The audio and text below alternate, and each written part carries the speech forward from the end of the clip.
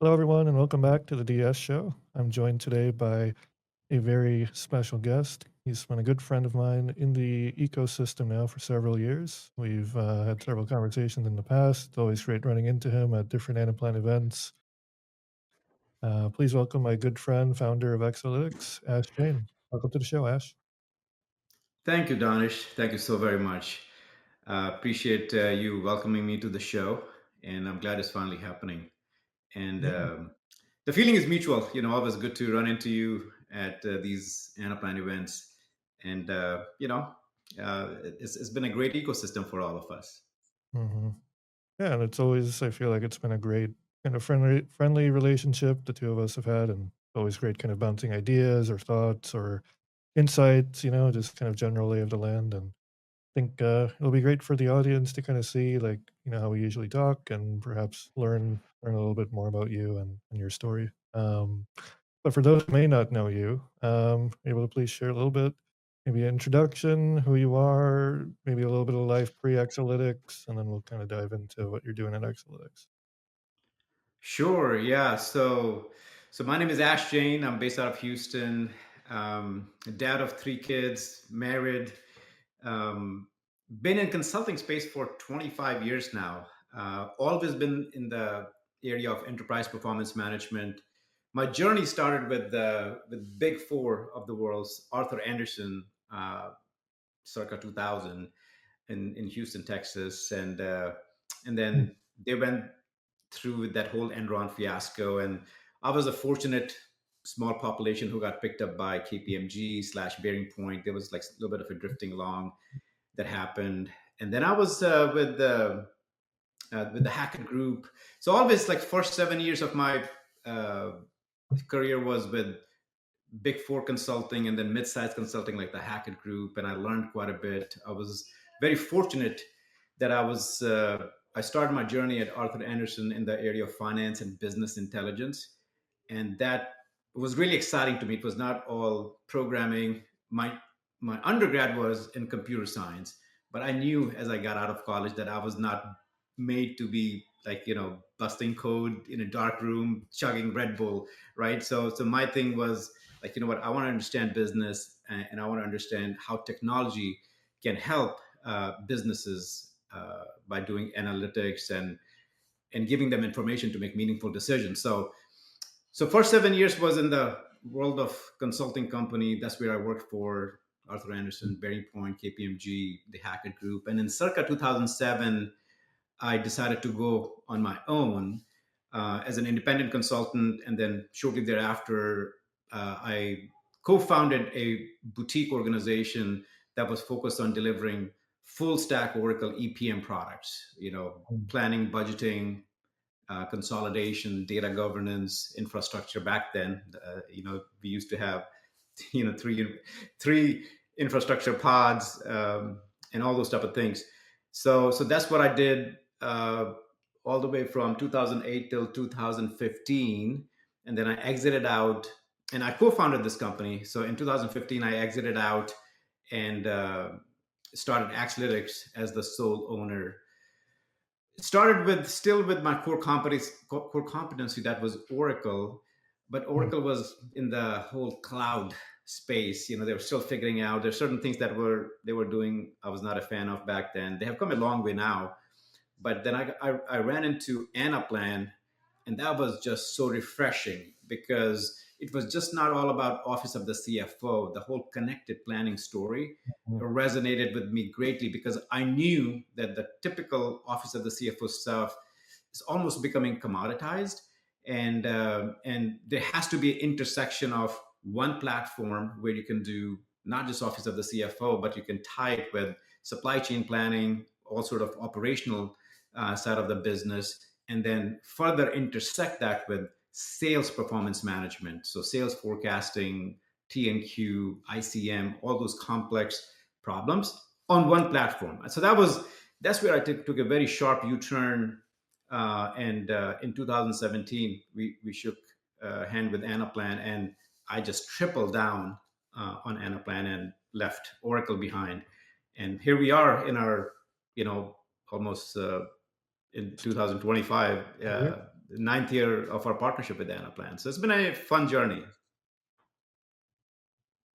Yeah, that's fantastic. You mentioned early on about your start. You were computer science and you pivoted into EPM. How did you break into the space? What was your first role like? What was your entry like? I would say luck, right? Because at Arthur Anderson, when I joined, I was part of the group that was doing a whole lot more in the business intelligence side of things. And I got introduced to S-Base, which is one of the Hyperion product back then, and that's it. And I just loved it, and it gave me the combo of being close to the finance folks or business folks and still be able to leverage technology to solve their challenges. So that was fun, and then I just stayed on it. Can you talk a little bit about perhaps the importance of mentors that you've had along your journey? Man, mentors are crucial, right? Because they are, depending upon who your mentor is, right? They are 5, 10, 15, 20 years ahead of you in their journey, and a good mentor can can help you so much to avoid some of the pitfalls, right? Mhm. So always have some of those folks, those trusted folks. Keep those relationship warm. I mean, they're just absolutely uh, some of the advices they give. I still remember they're just priceless because they've been through the journey. And as much as humans don't like to follow anybody's advice and everybody wants to experience the pain through them, on their So, own, it yeah, just helps. If you can keep an open mind. yeah. I mean, the wisdom that somebody else has gone through and acquired, could save you years of pain and suffering that they've 100%. gone It can through. accelerate you. Yeah, it can save you 3 to 5 to 10 years, and save you a lot of angst for sure. Yeah. Now you mentioned kind of this entrepreneurial side, right? You made the jump into independent, and you co-founded the previous company, the Accelytics, in the Oracle space. Where did that entrepreneurial side of you come from? Is that something that's been you've kind of grown up with that? Is it family, friends, just mentors? Where did that come from? In my household, I don't come from a business background, so actually it's a little bit discouraged. Oh, it's risky, maybe just stay on that path. And Mhm, but I was working hard. I was rescuing projects, and I just felt that the bar is so low. Like, why won't I just do it on my own? Like, if I'm mhm, fixing and helping and giving all these values that I provided to the companies that I worked on a full time basis, it just felt that, what, hey, there's just the downside is minimal to go and try on my own and a little bit have control of my own destiny. So I think that was exciting. mm. And then once I got taste of it, man, this is 2007 till now, right? You eat what you kill, and it's been very it's been an exciting journey. Yeah. Now, oftentimes on social media, we see like the highlights of kind of the journeys that people take and undergo. But sometimes people don't realize, I've been kind of open about some of the, the journeys that we've had on our side, right? Like, it's not always highlights, right? There's always kind of growing pains and stuff. So, can you talk about a little bit about just kind of some milestone moments maybe for you along the way and what kept you going? Because I'm sure you must have had a few moments where you're like, oh, I don't know if this is the path I want to Yeah, go. such What a kept, such a what great question. It's not a cakewalk as people at times make you believe. I'll tell you the biggest thing that I can say about entrepreneurism is to make sure, first and foremost, a good clear alignment with your spouse. So I mean, that's key. And because in the absence of that, I mean, business is throwing all sort of curveball. Last thing you want is when you come back at home, mm, your wife or your husband, whatever the case may be, is like, oh, you're not spending time with me. Hey, this is what we signed up for. I have to work 70 hours a week. We're going to do our thing. But I can be watching Netflix with you, 6 hours on a Saturday morning. Not going to happen because I have to do this thing. But we'll Right. go on a date at 5 p.m. After 4 p.m., 5 p.m., I'm all yours. Those type of things, having that alignment and having that, like in my case, communicating delayed gratification. Honey, we'll do certain things. We'll buy a house. We'll buy some of those nicer things in life. Not now. We have to wait 3 to 5 years. So the notion of delayed gratification and just being aligned with your partner is very important. And then keep hope alive, right? Like they're always gloom and doom. We get hit with these black swan events. I remember, but as I'm starting my company, right, in 2008, we got hit by that whole financial crisis. But Mhm. there's an element of luck that we land a project as uh, one of the first project, which kind of generated cash flow for us, while other organizations were not as uh,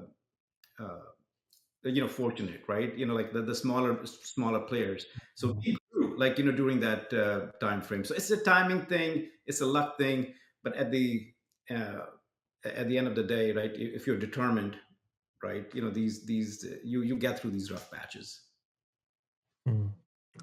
Now, you mentioned your time in the Oracle ecosystem, and now currently, you're still in the connected planning space. Have there been things that have translated well for you in that transition? Like, are there certain things you point to and you're like, okay, there's some concepts that translate, or certain maybe the way you navigate the relationships?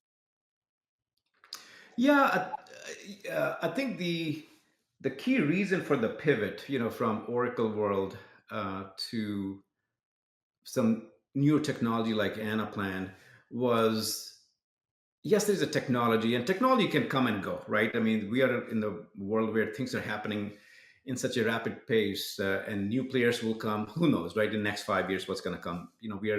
We are actively seeing AI, doing its thing, and it's going to get profound, and it's going to be disruptive. But what back then when I transitioned to Anaplan, I think that's what you want to share, get my perspective, is the energy of the company. It had an energy of a nimble organization where um, it was very refreshing.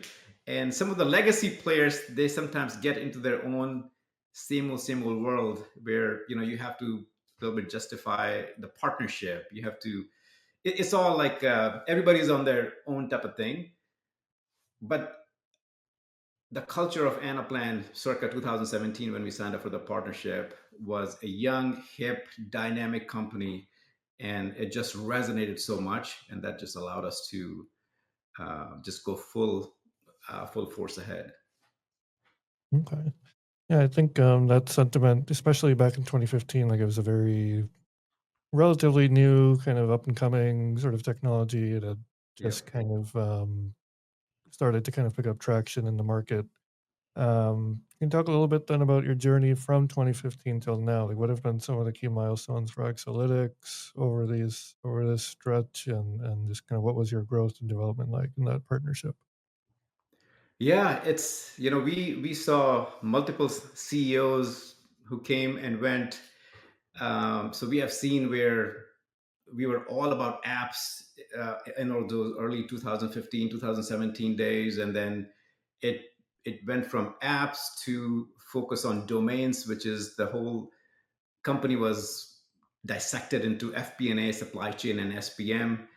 And then there was a transition from that to industry focus, CPG, retail, healthcare, so on and so forth. So we have seen that transition and the slicing and dicing of the of the teams, and it's been a great journey, because I started with our core competency, like adding value on office of the CFO, so all things FP&A, and then very quickly I foresaw that what we have to intersect the value proposition with some other domains. So we really boosted our supply chain planning expertise and reputation in the marketplace, and that really paid off.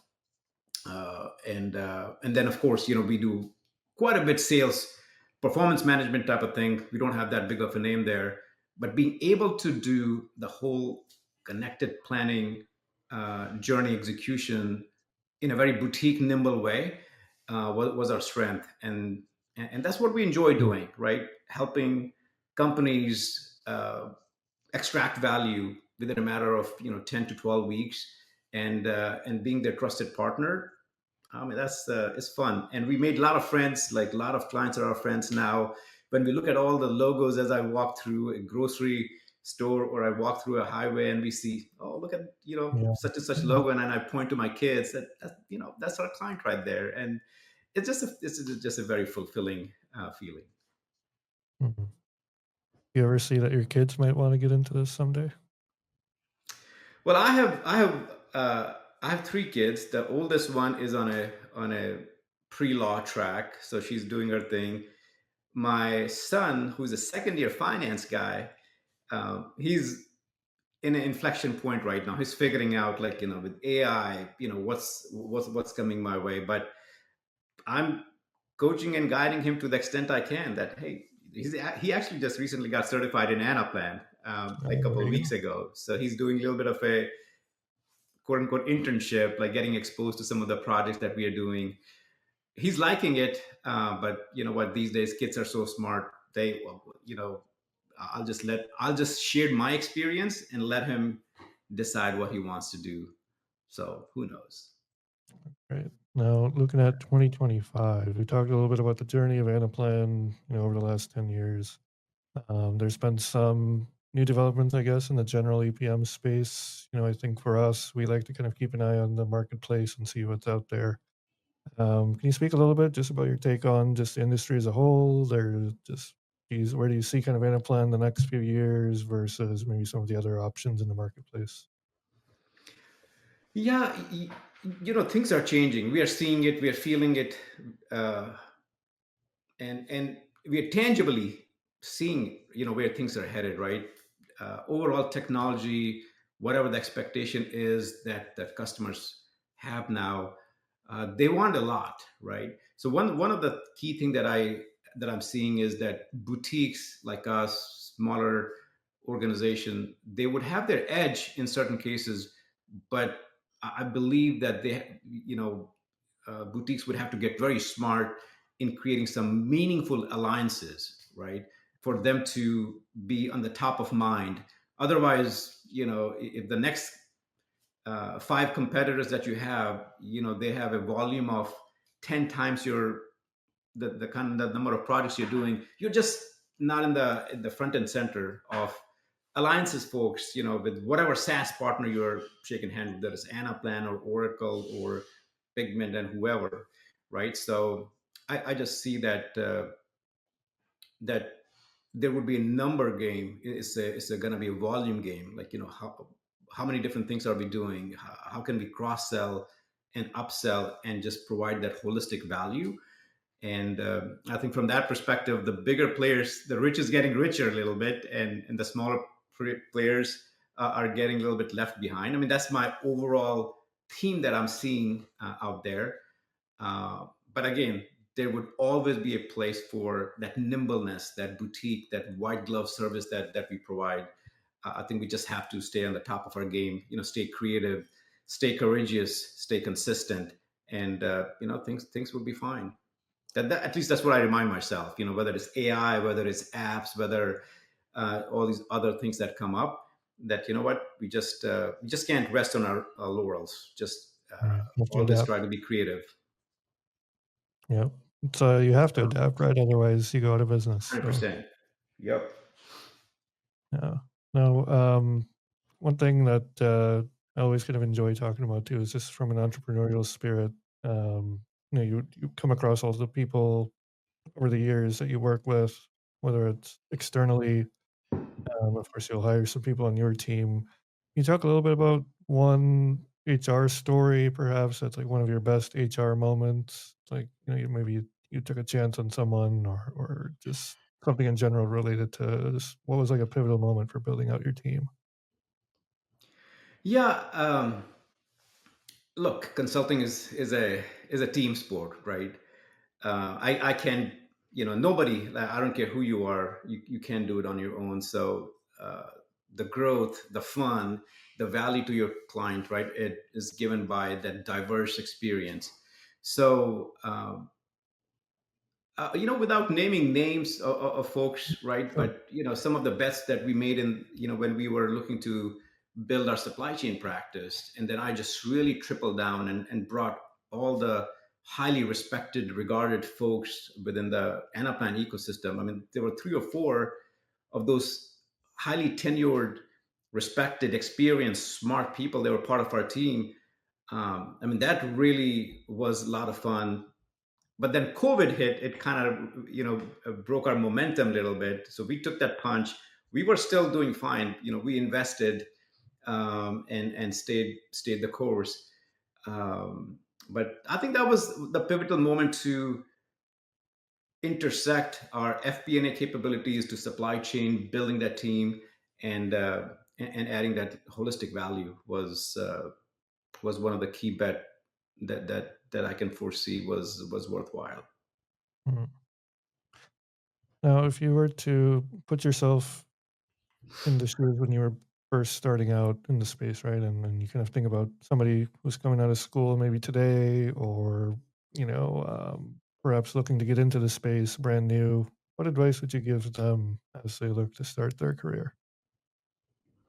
That's such a great question, and especially with, as I mentioned, with my two kids in college and with Yeah, you're the in this. currently rapidly changing workforce in the era of this AI. Like, you can't look at your phone or like any social media without like how AI can impact. And I mean, you can easily get into in a very gloom and doom state that, what, for all these young kids, okay, hey, I'm investing so much in my education, and now the it will be so hard to do the majority, I would say not all, but majority of these entry level jobs because AI can automate certain things.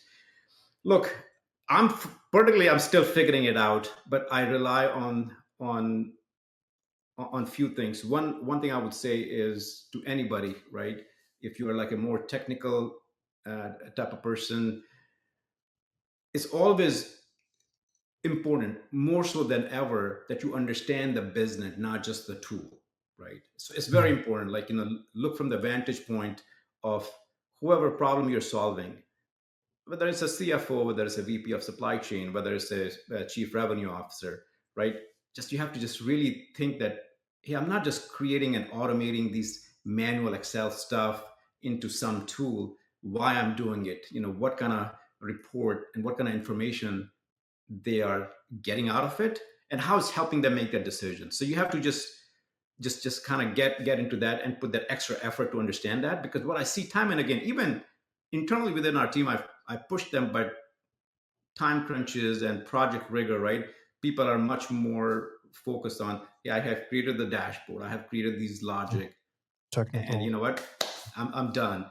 But there's so much value that is being left, because in the world of consulting, the beauty is that you learn so many things. You're seeing three or four different customers a year, right? Mhm. and Mhm. and it's just the value you can get from is phenomenal. So that would be what my key thing is.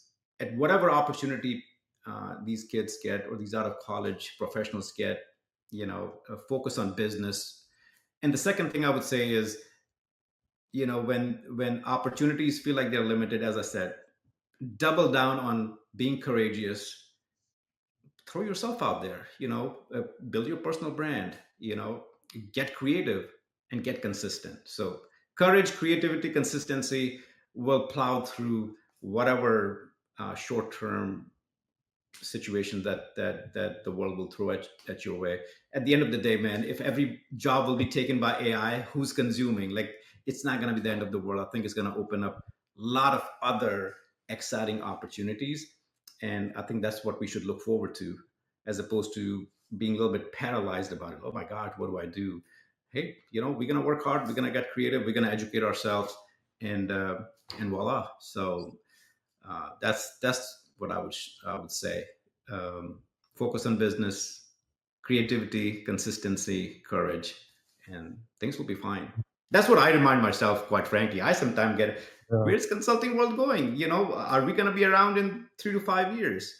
Uh, Well, what do you if think? Are we? everything. Was that? So, what do you think? Are we going to be around? Hopefully, we are. No, we look, You don't like I know. said, it's there's always. I mean, we just have to adapt, as you mentioned. We have to adapt. We have to get creative. We have to uh, get out of our comfort zone. So if I'm like a more acting like an operator or a high level storyteller, I need to get closer to technology, right? So we all have to push. We just can't be like, you know what? Hey, I'm a solution architect, so I can do pre-sales. So if you're a solution architect, you better get into pre-sales and get comfortable doing demos. If you are a business partner, you better get your skill set where you can do solution architect. So just trying to make your skill so much valued from a multifaceted perspective. I mean, I think that's a controllable thing that we can do, and it's just hard to do it. But that's the need of the hour. That's what I'm reminding myself. Yeah, we have to stay nimble. 100%. Yeah. Now, you were talking about advice you have for those coming in. What was the best piece of advice you received as you were coming up in your journey? I think it's uh, the whole notion of business, right? Because I was a technologist, and early on, I was very passionate about Yeah. creating efficient calculations and this, that, and other. And one of my Mhm. mentor was like, you know what, Ash, you can make good money by doing what you're doing from the world of from the vantage point of a technologist, but CEO has a better car than a CIO, right? Or so he made a comment something like Yeah. that. Yeah. So he's like, yeah, just focus on business, understand the business problem, and I think you can utilize your skill a whole lot more effectively. So that always stuck with me. That understanding the nuances of business is very important. So you have to allocate whatever you're doing, whether you're a solution architect or a consultant, just zoom out a little bit and understand why something is being done, and if they don't do it, what are the repercussions of it, right? Yeah, I think it's so very true, and I think with a few folks, a few previous guests on this show, we've talked a little bit about that similar kind of paradigm where it's like, and I'll share my personal story on this too. Like for me, it was, climbing the ranks, became master Anaplanner, community boss. That was great. And that was kind of what my calling card was early on. But then over the years, especially now in this role, and just kind of evolving DSI, you almost have to take that step where like you have to see things from a business standpoint, right? And the end user doesn't really care about how great your calculation is. Does it solve the problem for them, right? Is there actual Agreed. impact, right? And do you Agreed. understand the business? It's definitely something 100%. like whenever I'm working with like the master Ana planners, because we've got that community, and that's kind of the advice I give them too. Is like, look, it's great that you're top ranked 1%.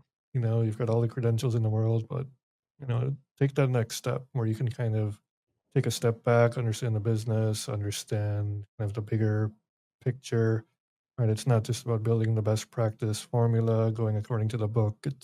And that's something I'm sure you can attest to too, is sometimes the real world doesn't always go according to the book, and you have to kind of make these decisions where, you got to do what's best for the customer. At the end of the day, one thing I like to ask is our customer happy?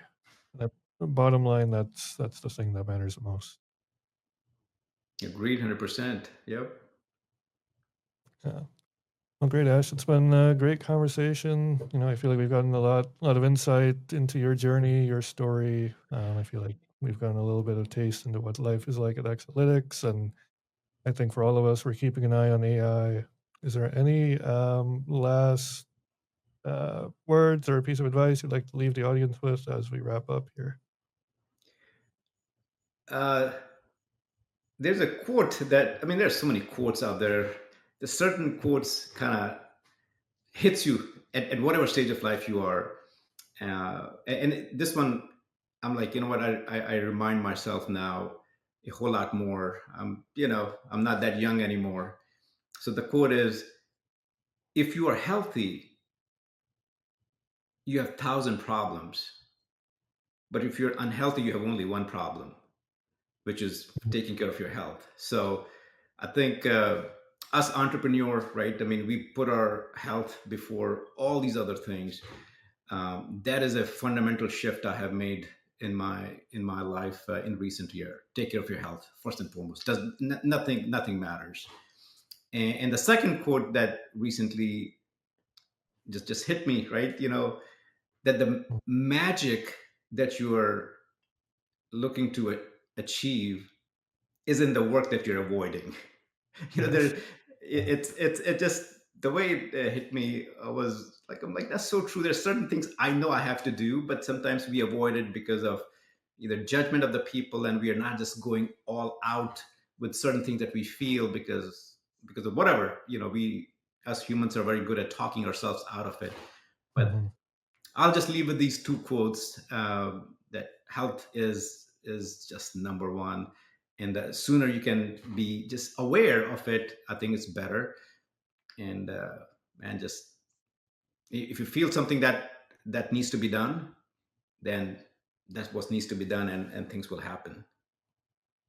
Awesome. Well, some real sage wisdom there, and I appreciate the quote about the health. It's something I know my family likes to nag me about as well. Like, make sure you're taking care of your health, not just working endlessly. So, certainly appreciate that. And the quote about the magics and the work you're avoiding. I think I ran across a similar quote recently, and that inspired me to pivot slightly in something I was avoiding actively. So I certainly can relate. Well, thanks for And coming you're on the doing, show. Yeah, yeah, thank you very much for having me, and congratulations to all the things that you're doing, Danish. Very proud of you, and looking forward to continue to see you at some of these conferences and such. So till the absolutely. next one. Absolutely. Ash, where can folks reach you if they want to reach out? LinkedIn, Ash Jain. If you, yeah, just you can LinkedIn me, and DM me. I think that's probably the best way. Awesome. All right. Well, thanks for coming on the show, Ash. It's been a great conversation. I hope the audience will find this fruitful. Thank you, Danish. Take care, everybody. Bye. All right.